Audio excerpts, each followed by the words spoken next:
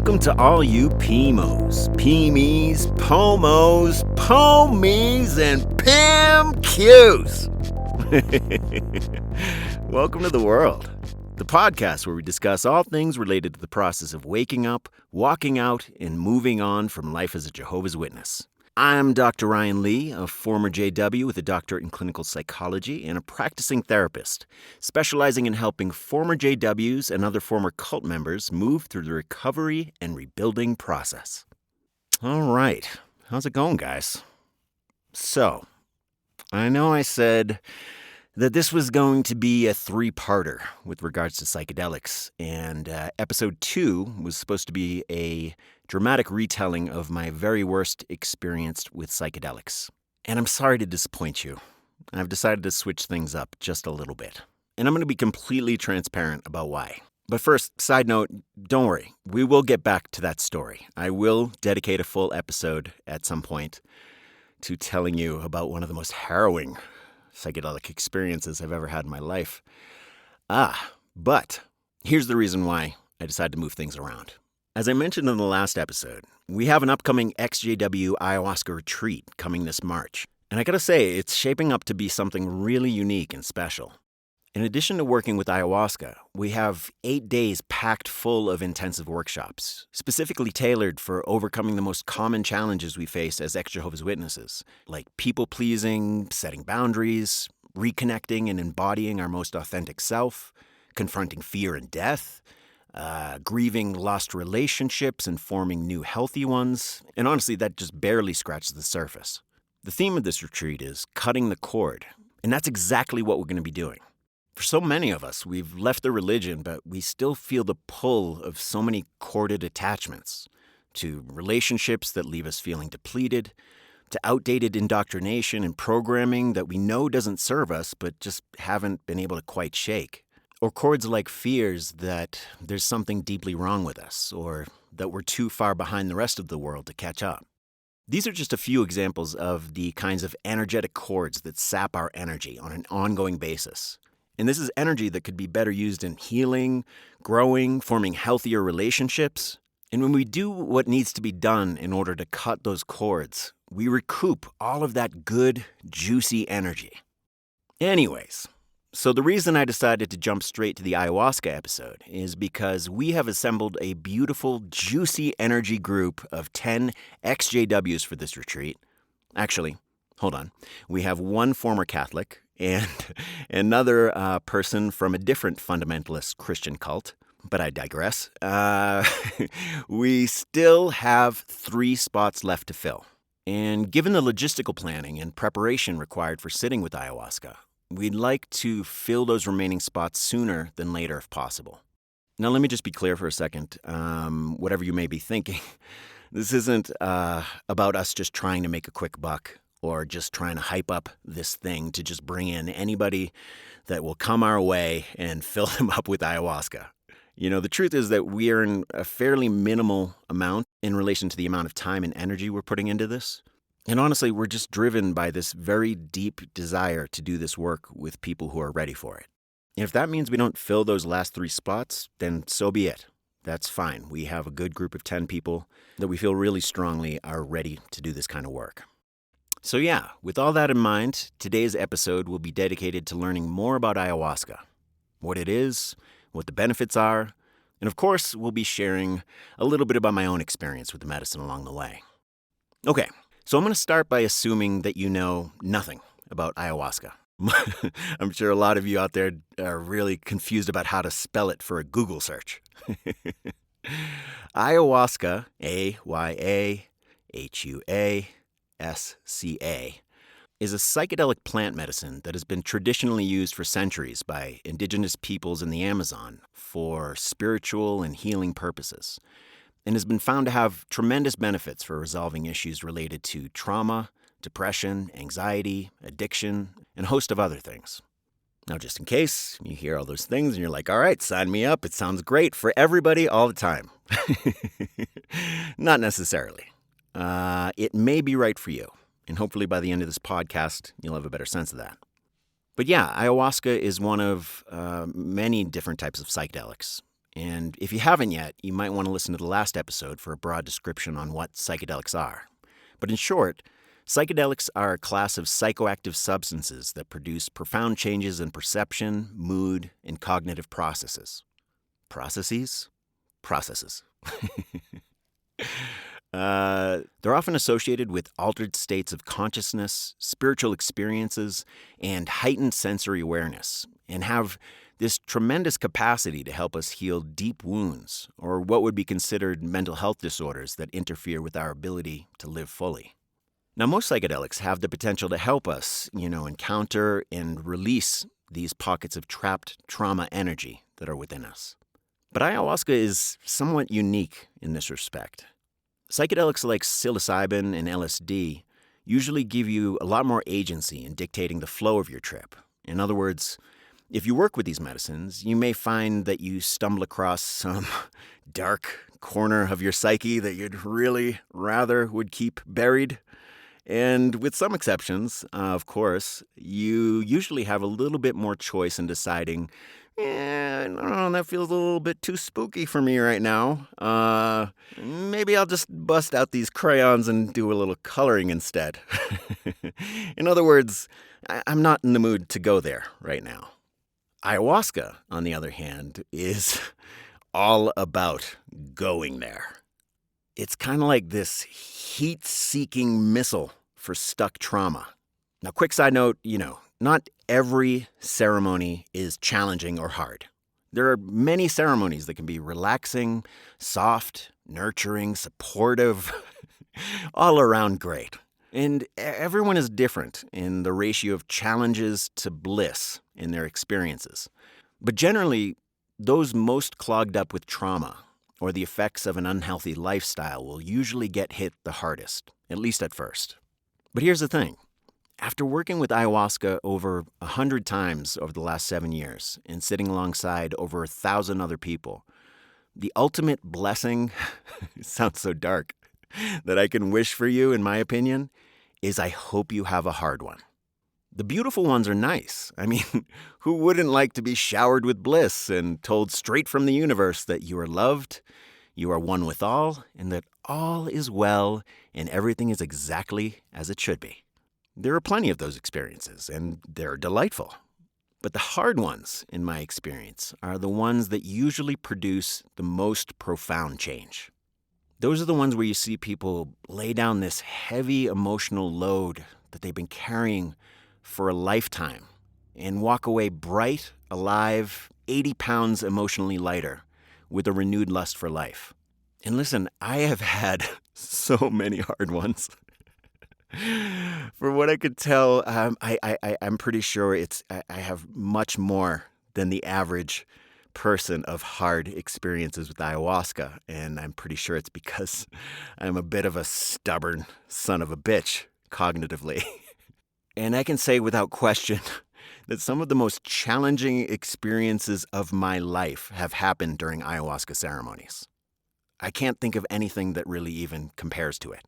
But no matter how hard or how uncomfortable or how emotionally difficult, I've walked away from each and every one of those with a profound joy and gratitude for what occurred. Almost always that's immediately, but there are some occasions where a particular experience is pretty intense and it takes a little while to digest. But yeah, in the long run, there's always this feeling of whatever pain or discomfort I experienced, it was absolutely worth it for the amount of benefit I received as a result. So yeah, ayahuasca is like a heat-seeking missile for trauma. And a lot of people refer to it as a psychic surgery. So, just like if you had a literal tumor, there'd be some amount of preparation and discomfort involved with cutting that little fucker out. And ayahuasca sometimes works in a similar fashion. It's a purgative medicine, meaning it releases stored trauma or bad programming through various forms of purging. These purges may come in the form of vomiting, diarrhea. Why is that word so hard to spell? That one, and necessary. I'm a pretty hardcore word nerd, but for some reason my brain is like, no, fuck those words. You're never going to learn how to spell those. You're going to have to spell check that shit every time. Anyways, purging. Yes, there's shaking purging. There can be crying or laughing purging. And then there's the thing that's kind of, we'll call it energetic purging, which I'll just leave that to your imagination. Now, again, what I'm describing is not by any means what all of this experience is about. But if you work with ayahuasca, at some point in your journey, that will very likely be a part of it. And I get it, a lot of people are scared off by those things. None of those things I listed are particularly fun or something you would imagine paying for. But here's one way to think about it. Have you ever been constipated? Spoiler alert, we are about to get very nasty. Okay, so you're constipated and the shit just keeps building and building and getting more and more uncomfortable. And you'd love to expel that little turd burglar, but you can't. So you go about your day trying to ignore the discomfort, hoping maybe today will be the day you finally release this little dirty demon spawn. But meanwhile, you just keep getting more and more discomfort until the day finally arrives and this bowel baby is coming and you are going into labor. And you're huffing and puffing and blowing your ass out for what seems like eons. It just drags on forever. Sort of like this bit will feel by the time I'm done. Until finally this fugly, godforsaken fudge dragon is ready to be born. And when this colon cannonball is coming out, it's so big that it's extremely painful, stretching you to the limits in an anus apocalypse. And even though the pain of this crapocalypse may feel more acute than any pain you have ever felt while holding it in, you are simultaneously filled with an overwhelming gratitude and the thoughts, finally, oh my God, thank you so much. Oh, I'm so grateful it's over. Oh my God, thank you so much. Thank you so much. I think so much. I feel so much better now. I feel so much better. And afterwards, you walk away 50 pounds lighter, bright as rain, at peace in your body once again. And determined to stop eating so much fucking cheese, man. Get a little fiber in there, man. What the fuck? And this is a theatrical approximation of what some ayahuasca experiences can be like. Except in this case, we're constipated emotionally. We're so blocked up, so afraid to let it all out that we just keep holding it in until we're up to our eyeballs in psychic sewage. But once it's released, we're so grateful to have our life back, with a renewed resolve to stop doing the things that got us all jammed up in the first place. And sometimes that requires continued effort, but it's not uncommon for people to develop a reflexive repulsion to all that soul poison so that it doesn't really require that much effort at all. They just lose their appetite for things that make them sick. Before moving on, I'd like to give an honorable mention to all the shit synonyms that didn't make the final cut, starting with poo-splosion, shitnado, rectum-busting fudge toddler, fecal fuck puppet, anus-wrecking shit fetus, colon-cramming chocolate cherub. I like that one, that's sweet. And maybe my favorite, butthole birthing a baby Bigfoot. Yeah. All right. I'm not above a little toilet humor. Okay, moving on. So let me tell you about one of the most extreme examples I've ever seen on how this can go every once in a while. Now let me be clear, the story I'm about to tell you is extremely unlikely to happen to you. I've never seen anything like this before or since. And the moral of the story is not to scare you, but rather to illustrate that even in the most extreme circumstances, provided we've accounted for preparation and that the person is not on any medications, etc., but that even the most over-the-top scary experiences have the capacity to yield amazing results. So yeah, we went to a retreat, this is a few years back in Colombia, and there was probably, I don't know, 14 of us, I think. And there was this one guy who was very sweet, but kind of like, mousy. Like he's very kind of unsure of himself and sort of felt like he was always apologizing for his existence and how terrible it must be for you to have to, share space with him. I may be overselling that a little bit, but it was kind of along those lines. And anyways, so this guy, who is pretty meek and unassuming, clearly had some issues related to when he was young. And in short, I think it was related to neglect and a lot of deep primal rage he had toward his parents for not being able to meet his needs. And so this guy, I forget how it started. I don't think I caught the beginning of it because I was so much in my own experience. But I look over and this guy had completely taken off all of his clothes, had this wild look in his eye that was this weird combination of like happiness and anger, like mad fury. And he just was waving his dick around and being like, fuck you, and fuck you too, and fuck you, and you're a piece of shit, and I could see right through you. And oh my God, it was just so much bile and anger and rage and, And yeah, of course, because I was working with competent facilitators, they did not allow this to go on very long before intervening. And clearly the whole staff clocked it and was like, oh boy, this guy needs special attention.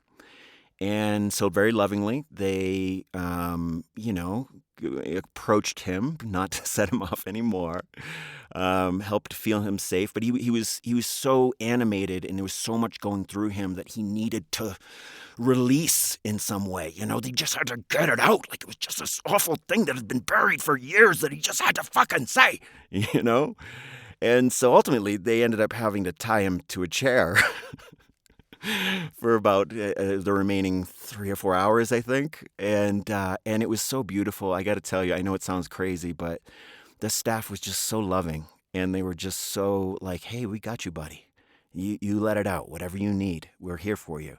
And, in a way, in retrospect, I'm realizing they were kind of recreating a kind of a corrective emotional experience for him, which is he needed as a grown man to kind of revisit that infantile fucking out of control of his sensations and urges and have the experience of being in the presence of people who are grounded, who could hold him in that, without shaming him or making him feel wrong about it, and just continuing to shower him with just this loving, caring presence. And yeah, I get chills when I think about it. I get a little choked up too. This dude, he as soon as it was over, it was almost instantly, like within the course of a minute, he was out of it. And he just all of a sudden was a different person. And he just had this look in his eye of just deep, deep peace and confidence, I guess I could say, or just, whoa, it was like everything that was off with him just got set right. And immediately he was like, I'm so sorry. I'm so sorry I took so much space and attention. And thank you guys. Thank you so much for helping me through that. And man, this guy, that was the first ceremony of this retreat.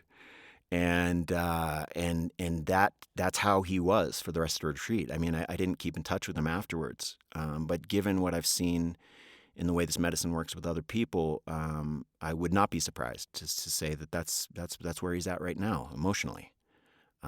He just had to work through that. He had to let go of something deep that did not work well with words and therapy, and it just needed to just be expressed. And then once it happened, yeah. everything settled back in. So yeah, while the journey he had to take to get there is extremely unusual, again, this is not a super common way for it to go. This is very unusual. But even in the most extreme circumstances, he still landed in a place that is extremely common. And of all the people that I've sat with over the last 7 years, I just see this over and over again, that people land in a place of greater peace, clarity and energy, gratitude, oneness, love. And one of the things I noticed too when I encounter some shamans down here who I don't know how old they are. It's hard to tell, but I would assume based on their wrinkles that they're at least in their 60s. But they have this vibrant energy of somebody in their 30s, somebody that is very healthy and alive and clear. And you can just feel that energy radiating off them. So yeah, to close out the show, let me tell you a little bit about my own journey with ayahuasca. So about 7 years ago, probably a little longer than that now, I was living in San Diego. I was living in a house that I could literally see the ocean from my front steps. I had a pretty cushy job as, well, I don't know if cushy is the right word, but I had a job with the title of director for a mental health company out of San Francisco.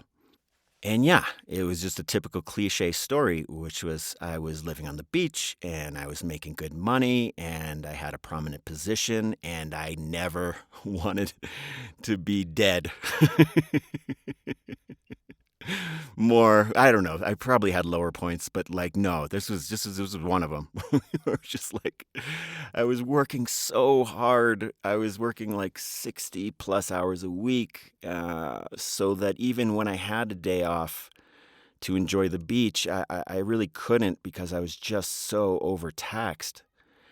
And yeah, life just felt really, really awful.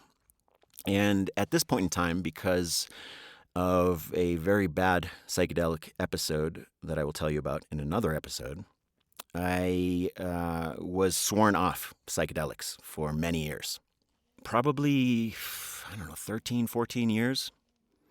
And it always made me sad because of the way things went on that last experience that did involve police officers. I felt like I had to shut that door. And at the same time, it left me with this really sad feeling because in the experience I had prior to that with psychedelics, they just sort of showed me so many different opportunities and ways of thinking and just the potential, you know? And it made me sad to have to shut the door on that. And I remember wishing like, I wish there was like a place you could go where you could partake in these psychedelics, but there would be like a staff there that knows what they're talking about and can keep you safe. And, you know, if things go off the rails, they'll make sure that, you know, everything goes okay. Now, this was early internet stages, and I suppose I hadn't really dawned on me that I can go to Google for everything. But yeah, I never heard about ayahuasca until I was, let's see, I want to say around 37 maybe. I don't know. Time is funny. And yeah, I was struggling, and a friend of mine that I worked with, Abby, shout out to Abby, love you guy. He asked me if I'd ever considered working with ayahuasca, and I'm like, what is that? And he's like, well, you know, it's this place you can go down in South America, and they serve you this very strong psychedelic medicine, and they keep you safe and keep you, you know, give you blankets and make sure you're well taken care of and support you if you need support. And I'm like, oh my God, this is an actual place that exists, you know? So immediately I'm like, okay, this is something I got to do. You know, it's something I want to do. So anyways, I went down with my friend Abby. He went with me. And we went to this place called the Sacred Valley Tribe it's near Pisac. And I was very lucky to be able to sit with, he wouldn't have called himself a shaman, but he had that kind of energy. A man named Diego Palmer. This beautiful, amazing, very deep, wise soul that unfortunately passed a few years ago. But yeah, I had this experience that included a lot of the features that I've discussed already in this episode, a lot of intensity. And as I start trying to talk about it, I'm realizing there's a part of me. Sorry, guys, I don't want to tell you too much detail about it. It was very personal. There were some very deep pockets of trauma and unresolved hurts and a lot of things that were just poisoning my soul. And yeah, it was pretty gnarly getting that shit out. And also, afterwards, I was struck with a clarity that I've never experienced in my life prior to that point. I got to feel what it was like to just feel healthy and okay and centered and clear and happy and engaged, without so much clutter of all these neuroses and things that had been weighing me down for quite a long time. Ooh, getting a little emotional. Yeah, and yeah, it feels emotional to think about now because it's so different than how my life is now. And don't get me wrong, please don't get the idea that this is just a one-size-fits-all, cure-all, go down, do some ayahuasca, and, all your problems will be fixed. It doesn't work like that. But those experiences set me on a path that changed the whole trajectory of my life. And yeah, I'm so profoundly grateful. Okay, Ryan, pull it together. So deeply grateful, and yeah, so I went back to the States with just this totally different energy, just feeling alive for the first time in my life, and just started really leaning into the things I was doing, and it had a very consistent, persistent effect. But after a few months, and happens particularly if it's your first experience, you learn that this experience isn't just about showing up, having some work done, and then you can just go back to doing whatever the fuck you want. And so I noticed over the course of the months that followed, that energy started dipping and dipping and dipping. And yeah, I found myself kind of at a similar baseline than I was prior to that. Now, again, in retrospect, I understand that differently, which is that's exactly what happens if you learn these lessons, but then go back to your life and just keep doing everything exactly the same. It'll catch up with you again. But anyways, I decided, okay, maybe 5 months later, I'm like, I'd like to do another one of these trips. So I went down and again had just some amazingly profound, deep experiences that I'm going to keep private. And it was on that visit I was like, oh, I'm going to live in Peru. Like, whatever this medicine is, I need to know a lot more about it. I want to do my own work. And yeah, how can I use this to help other people? And I was so clear and sharp, and it was this recognition. I remember so sharply that it dawned on me that I was miserable because I spent so much of my time and energy focusing on things that did not matter. Making money or being on the beach or whatever the fuck. And I was spending almost zero time on things that do matter, connections and love and being alive and feeling, having a sense of purpose, that kind of thing.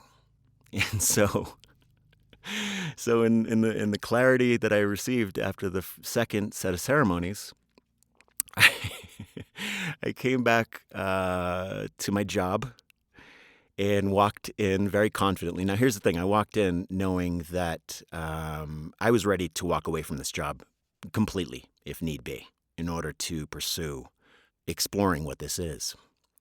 But I thought, screw it. You know what? if I'm gonna leave anyways, I'm gonna go in. And I was like, listen. So I've been doing some thinking, and I want to work half as many hours as I have been working, and actually, I only want to do the parts of this job that I actually enjoy. And by the way, I'm moving to Peru. We're good with remote work, yeah?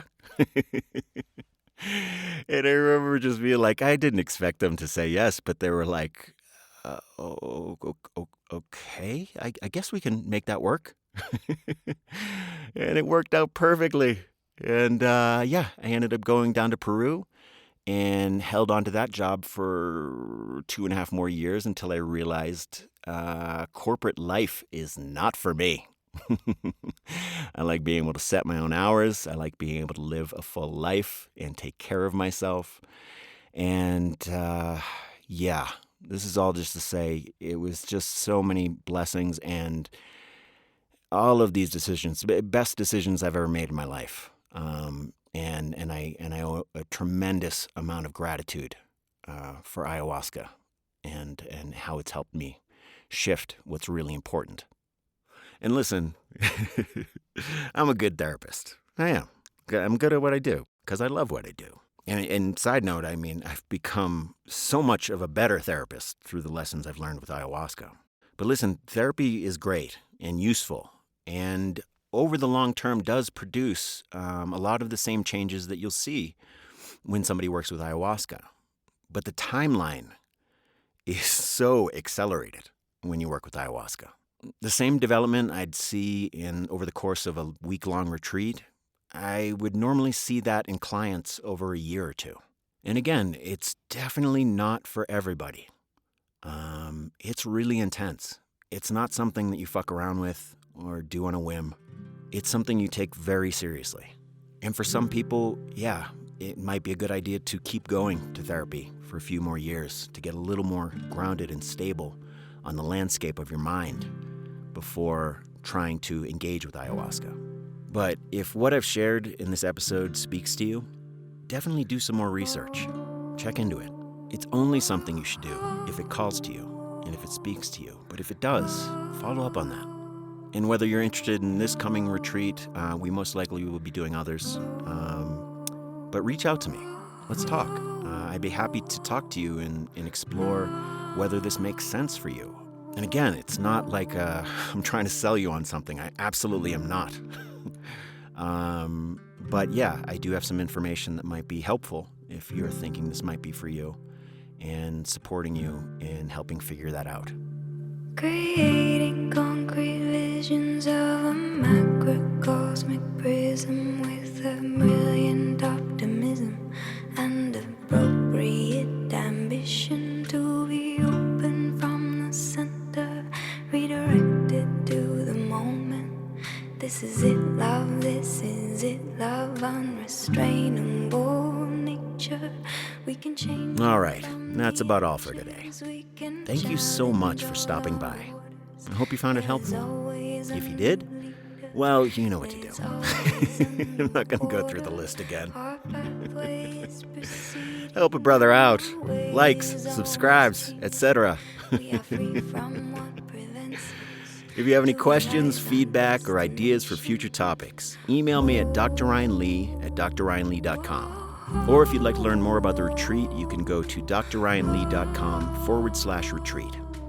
Until next time, remember, you are brave. You are strong, way stronger than you think. You can absolutely do this. And you, my friend, are not alone. Free from all old stories I've been told, I walk through the valley of my own shadow. Free from all old stories I've been told, I walk through the valley of my own shadow. We are free.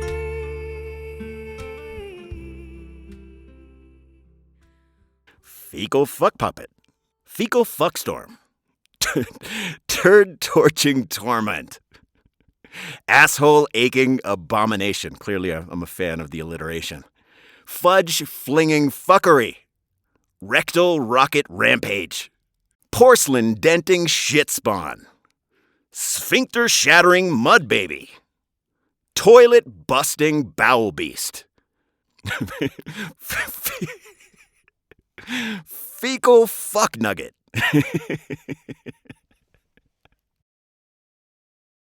And even through the pain of this crapopolis, this crapocalypse,